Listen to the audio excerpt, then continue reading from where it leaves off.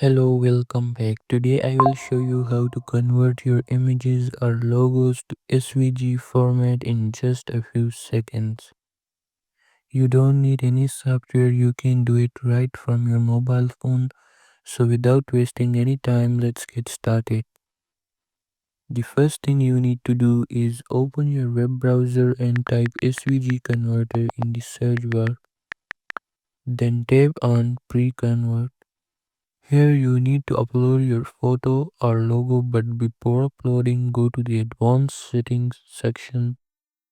You can choose whether your logo is black and white or colored and customize the settings as needed. Once you have adjusted the settings, upload your logo. For example, I will upload this one. The conversion process will start immediately. Once it is converted to SVG, simply download it and you are done. Here's the final result. It is that simple, so make sure to like and subscribe for more content. Thanks for watching and I will see you in the next video.